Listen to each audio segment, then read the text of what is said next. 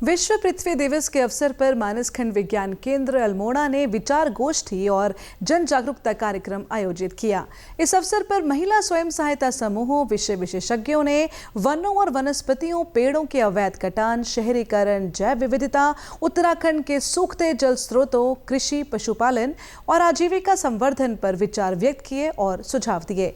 इस अवसर पर यूकॉस के महानिदेशक प्रोफेसर दुर्गेश पंत ने कहा कि मुख्यमंत्री ने मां धरा नमन नाम से एक अभियान शुरू किया है, जिसमें जल स्रोतों और पारिस्थितिकी के संरक्षण पर जोर दिया गया है। उन्होंने कहा कि अल्मोड़ा में मानसखंड विज्ञान केंद्र स्थापित हो चुका है, इसलिए इस क्षेत्र को केंद्र में रखते हुए विशेषज्ञों के साथ मंथन कर कार्य योजना बनाई जा रही है। इस योजना में ग्रामीणों और महिलाओं की सक्रिय भागीदारी सुनिश्चित की गई है। जो मंथन है वो इसी दिशा में है और कार्य योजना, क्योंकि आप देख रहे होंगे कि ग्रामीण और जो हमारी महिलाएं हैं, जो जन समुदाय है, उनकी सहभागिता इसके साथ होगी, तो ये कार्यक्रम भी आगे होगा और ये बड़ी चीज़ है, समय की आवश्यकता है। मुझे लगता है कि अल्मोड़ा क्योंकि सदैव और मानस खंड है, तो इस लिहाज से भी यहाँ से ये सोच, विचार और एक्शन प्लान आगे जाना चाहिए।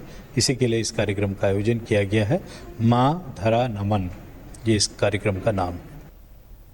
इस कार्यशाला में वन एवं पर्यावरण, जल संरक्षण के लिए कार्य करने वाले लोगों को सम्मानित किया गया।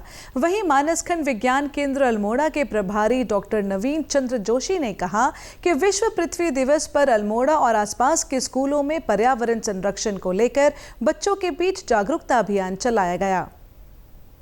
जो अलग अलग हमारे एनजीओज हैं यहाँ पे जो पर्यावरण के क्षेत्र में काम कर रही हैं, और जो स्टेक होल्डर्स हैं, जो वन पंचायत के लोग हैं और जो ग्रामीण हैं, इसके अलावा जो रिसर्च स्कॉलर्स हैं और यूनिवर्सिटी के जो भी हमारे प्रोफेसर लोग हैं जो R&D कर रहे हैं इस पर, उन सब का एक हमने ब्रेनस्टॉर्मिंग सेशन रखा था, जिसमें कि जो इस क्षेत्र से रिलेटेड जितनी भी प्रॉब्लम्स हैं उन पर चर्चाएँ की गई।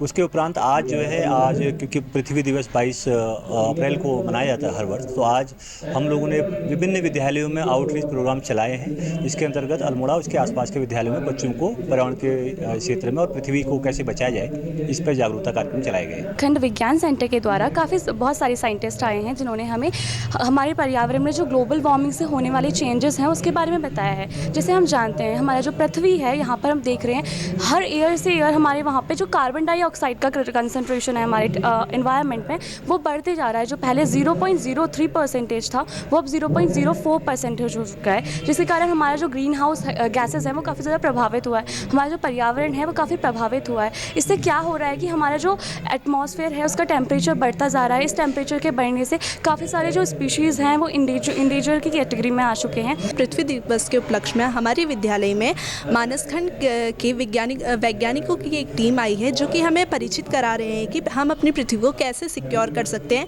कि क्या क्या हो रहा है आजकल पृथ्वी के लिए और पृथ्वी को कैसे हमें संग्रहित करना है, कैसे बचाना है